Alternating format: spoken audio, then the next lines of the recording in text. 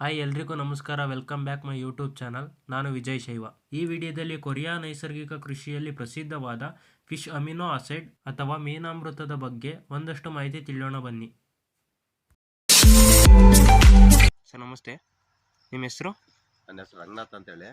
Sir ನಿಮ್ದು ಯಾವ ಊರು? ಬಾಗೂರು. ಸರ್ ಈಗ ಕೃಷಿಗೆ ಒಂದು ನೈಟ್ರೋಜನ್ ಇದು ಮಾಡಬೇಕು ಅಂತ ಮೀನಿನಿಂದ ಇದು ಮಾಡಿದಿರಿ ಅಂತ ಕೇಳ್ಪಟ್ಟೆ. ಸರ್ ಅದನ್ನ ಹೇಗೆ ಮಾಡಿದಿರಿ, ಹೇಗೆ ಪ್ರೊಸೆಸಿಂಗ್ ಏನಿತ್ತು ಅದನ್ನ ಸ್ವಲ್ಪ ನಮ್ಮ ಕೃಷಿಕರಿಗೆ ತಿಳಿಸ್ಕೊಡ್ಬೋದಾ? ನಾನು ಈ ಕಾಡಸಿದ್ದೇಶ್ವರ ಸ್ವಾಮಿದು ವಿಡಿಯೋ ನೋಡಿ ಫೋನಲ್ಲಿ ಅವರೆಲ್ಲ ಕಮ್ಮಿ ಹೇಳ್ತಾ ಮಾಡ್ತಾರೆ. ನಾನು ಹೆಚ್ಚು ಕಮ್ಮಿ ಒಂದು 30-40 kg ಮೀನ್ ತಂದು 30 ಅಷ್ಟೇ ತೂಕ ಬೆಲ್ಲ ಹಾಕಿ ಈ 2 ತಿಂಗಳಿಂದ ಕಟ್ ಮಾಡಿ ಒಂದು ಡ್ರಮ್ಗೆ ಹಾಕಿದ್ದೆ. ಅದೀಗ ರೆಡಿ ಆಗೈತೆ, ಬಿಡ್ಬೋದು. ಈಗ ಬೆಳೆಗಳಿಗೆ ಉಪಯೋಗಿಸ್ಬೋದು, ಆ ರೀತಿ ಆಗೈತೆ. ಸರ್ ಅದ್ರ ಉಪಯೋಗಗಳೇನೇನು? ಉಪಯೋಗ ಅಂತಂದ್ರೆ ಈ ಬೆಳೆ ಚೆನ್ನಾಗಿ ಬರುತ್ತೆ. ಈ ನಾವು ಯೂರಿಯಾ ಬೇರೆ ಪೊಟಾಷಿಯಂ ಎಲ್ಲ ಹಾಕ್ತಿವಲ್ಲ, ಅದೆಲ್ಲ ಕಡಿಮೆ ಮಾಡ್ಕೋಬಹುದು ಗೊಬ್ಬರನ.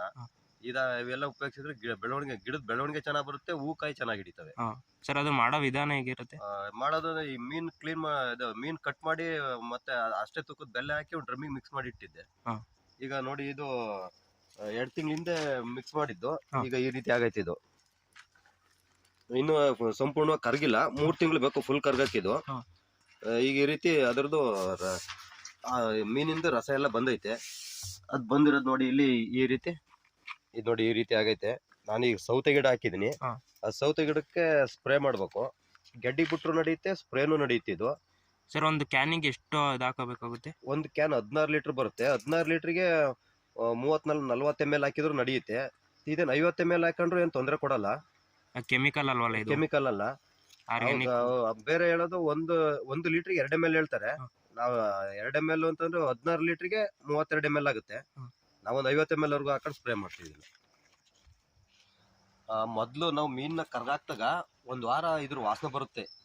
ಆಮೇಲೆ 1 ವಾರ ಕಳಿದ್ಮೇಲೆ ಒಂದು 10-12 ದಿವಸ ಆದ್ಮೇಲೆ ನೋಡಿ, ಇದು ಈ ರೀತಿ ಜೇನುತುಪ್ಪ ಆದಂಗೆ ಆಗುತ್ತೆ. ಇದು ನೋಡಿ, ಈಗ ಒಂದು 2 ತಿಂಗಳದು ಇದು ವಾಸನೆ ಇಲ್ಲ. ಆಮೇಲೆ ಇದ್ರದ್ದು ರಸ ತಿನ್ಬೋದು, ಆ ರೀತಿ ಜೇನುತುಪ್ಪದ ರೀತಿ ವಾಸನೆ ಬರುತ್ತೆ. ಈಗ ನೋಡ್ತೀರಾ, ತಿನ್ಬೇಕು ಅನ್ನಿಸ್ತಾನೆ ಇದೆ. ಇದು ನೋಡಿದ್ರೆ ಈ ಕೆಟ್ಟದಾಗ ಏನು ವಾಸನೆ ಬರಲ್ಲ, ಸೇಮ್ ಜೇನುತುಪ್ಪ ಏನು ವಾಸನೆ ಬರುತ್ತೋ ಅದೇ ರೀತಿ ಬರುತ್ತೆ. ನೋಡಿ, ಜೇನಿನ ಹನಿ ರೀತಿನೇ ಇದಿರೋದು, ಜೇನಿನ ತರನೇ ಸೇಮ್ ಎಲ್ಲ. ಹಣ್ಣಿನ ರಸ ಇದಕ್ಕೂ ಅದಕ್ಕೂ ಹೋಲಿಸ್ಬೋದು ಇದನ್ನ, ಆ ರೀತಿನೂ ಇದು ವಾಸನೆ ಬರುತ್ತೆ. ಆಪಲ್ ಹಣ್ಣನ್ನ ಕರಗಿದ್ರೆ ಇದೇ ರೀತಿ ವಾಸನೆ ಬರೋದು. ಈಗ ಬೇರೆ ಕೆಲವ್ರು ಮಾಡ್ಬೇಕಂದ್ರೆ ಸ್ಮೆಲ್ಲು ಮಾಡೋದು ಹೇಗೆ ಅಂತ ಇದು ಮಾಡ್ತಾರೆ. ಏನಿಲ್ಲ, ಇದನ್ನ ಕಟ್ ಮಾಡ್ಬಿಟ್ಟು ಒಂದು ಡ್ರಮ್ಗೆ ಹಾಕಿ ಒಂದು ವಾರ ಎಲ್ಲಾರು ಮನೆಯಿಂದ ಹೊರಗಡೆ ಇಟ್ರೆ ಆಮೇಲೆ ವಾಸನೆ ಕಮ್ಮಿ ಆಗುತ್ತೆ. ಆಮೇಲೆ ಮನೆ ಒಳಗಡೆ ಇಟ್ಕೋಬಹುದು ಇದನ್ನ. ಆ ರೀತಿ ಕೆಟ್ಟದಾಗ ವಾಸನೆ ಬರಲ್ಲ. ಈಗ ಇದು ಜೇನುತುಪ್ಪದಂಗೆ ವಾಸನೆ ಬರುತ್ತೆ. ಸರ್ ಇದ್ರ ಬಗ್ಗೆ ಏನಾದ್ರು ಮಾಹಿತಿ ಬೇಕು ಅಂದ್ರೆ ನಿಮ್ಗೆ ಕಾಂಟ್ಯಾಕ್ಟ್ ಮಾಡಿದ್ರೆ ತಿಳಿಸ್ಕೊಡ್ತೀರಾ? ನನಗೆ ಗೊತ್ತಿರೋದು ಹೇಳ್ತೀನಿ. ನಾನು ಈ ಕಾಡಸಿದ್ದೇಶ್ವರ ಸ್ವಾಮಿ ವಿಡಿಯೋ ನೋಡಿ ಇದನ್ನ ಮಾಡ್ತಾ ಇರೋದು. ಆಮೇಲೆ ಇನ್ನೊಬ್ರು ರಂಗಕಸ್ತೂರಿ ಅಂತ ಅವ್ರೆ, ಅವ್ರದ್ದು ನೋಡಿದ್ದೆ. ಅದರಿಂದ ಇದು ಮರಳಿಗೆ ಮಿಕ್ಸ್ ಮಾಡಿ ಹೊಲಕ್ಕೆ ಗೊಬ್ಬರದ ರೀತಿ ಚೆಲ್ಬಹುದು, ಗಿಡದ ಬಡ್ಡೆಗೆಲ್ಲ ಹಾಕ್ಬೋದು. ಯಾವ ಬೆಳೆಗೆ ಹಾಕಿದ್ರು ತೊಂದರೆ ಇಲ್ಲ, ಎಲ್ಲ ಬೆಳೆನೂ ಚೆನ್ನಾಗಿ ಬರುತ್ತೆ. ಒಂದ್ ಎಕರೆಗೆ ಇದು ಮಾಡ್ಬೇಕು ಅಂದ್ರೆ ಎಷ್ಟು ಹಾಕ್ಬೇಕಾಗುತ್ತೆ? 1 ಎಕರೆಗೆ 1 kg ಮೀನಾದ್ರೂ ಸಾಕಾಗುತ್ತೆ ಅಂತ ಹೇಳ್ತಾರೆ ಅವರು. ನಾನು ಜಾಸ್ತಿ ಹಾಕ್ತಾ ಇದೀನಿ, ಯಾಕೆಂದ್ರೆ ನಮ್ಮ ಹತ್ರ ಇಲ್ಲಿ ಮೀನು ಒಂದು 100 ರೂಪಾಯಿ kg ಸಿಗುತ್ತೆ. ಅದನ್ನ ತಂದು 1 ಎಕರೆಗೆ 2 kg ಮೀನು 3 kg ಮೀನು ಹಾಕ್ತಾ ಇದೀನಿ. ಮರಳಿಗೆ ಮಿಕ್ಸ್ ಮಾಡಿ, ಈ ದ್ರಾವಣನ ಮರಳಿಗೆ ಮಿಕ್ಸ್ ಮಾಡಿ ಬಿಡ್ಬೋದು. ಅದೇ ಯಾವ್ದಾರ ಸಸಿಗಳು ಬಡ್ಡೆಗೂ ಹಾಕ್ಬೋದು, ತೆಂಗಿ ಮರ ಯಾವ್ದಕ್ಕೆ ಹಾಕಿರೂ ಆಗುತ್ತೆ. ನಾನೀಗ ಬಾಳೆಗೆ ಹಾಕ್ತಾ ಇದೀನಿ, ಬಾಳೆ ಮತ್ತೆ ಅಡಿಕೆ, ಅದಕ್ಕೆ ಹಾಕಕ್ಕೆ ರೆಡಿ ಮಾಡಿದೀನಿ. ಇದನ್ನ ಹಾಕ್ತೀನಿ, ಇದನ್ನ ಶೀತ ಜಾಗಕ್ಕೆ. ಇದು ಹಾಕಿದ್ರೆ ಜೀವಾಣುಗಳೆಲ್ಲ ಜಾಸ್ತಿ ಆಯ್ತದೆ. ಈಗ ಇದನ್ನ ಹಾಕ್ಬಿಟ್ಟು ಏನಾದ್ರು ನೀರ್ ಜಾಸ್ತಿ ಕೇಳುತ್ತಾ? ಜಾಸ್ತಿ ಕೇಳಲ್ಲ, ಮಾಮೂಲಿ ಎಷ್ಟು ಕೊಡ್ತಾ ಇದ್ದು ಅಷ್ಟು ಕೊಟ್ಟರೆ ಸಾಕು. ಇದು ಬಗದ ಏನಾರು ಹಾಕ್ಬೇಕಾ? ಮೇಲೆ ಮರಳಲ್ಲಿ ಮಿಕ್ಸ್ ಮಾಡಿ ಬುಡಕ್ಕೆ ಹಾಕಿದ್ರು ಆಗುತ್ತೆ. ಇಲ್ಲಿ ಯಾವ್ದಾರ ಬೆಳೆಗಳಿತ್ತು, ಚಿಕ್ಕ ಬಳ್ಳಿ ಇದು ಸೋತೆ ಗಿಡ, ಸೋರೆ ಗಿಡ ಇಂಥವಕ್ಕೆ ಸ್ಪ್ರೇ ಕೊಟ್ಟರು ಆಗುತ್ತೆ, ಬಡ್ಡಿ ಬಿಟ್ರು ಆಗುತ್ತೆ.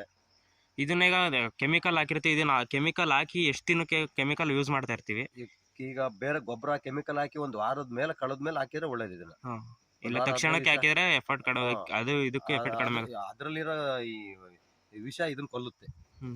ಅದರಿಂದ ಸ್ವಲ್ಪ ದಿವಸ, ಒಂದು 15 ದಿವಸ ಲೇಟಾಗಿ ಉಪಯೋಗಿಸಿದ್ರೆ. ಮೀನಾಮೃತ ಸಾವಯವ ಯೂರಿಯಾ ತಯಾರಿಕೆ ಬಗ್ಗೆ ಮಾಹಿತಿ ನಿಮ್ಗೆ ಇಷ್ಟ ಇದ್ರೆ ಲೈಕ್ ಮಾಡಿ, ಶೇರ್ ಮಾಡಿ, ಕಮೆಂಟ್ ಮಾಡಿ.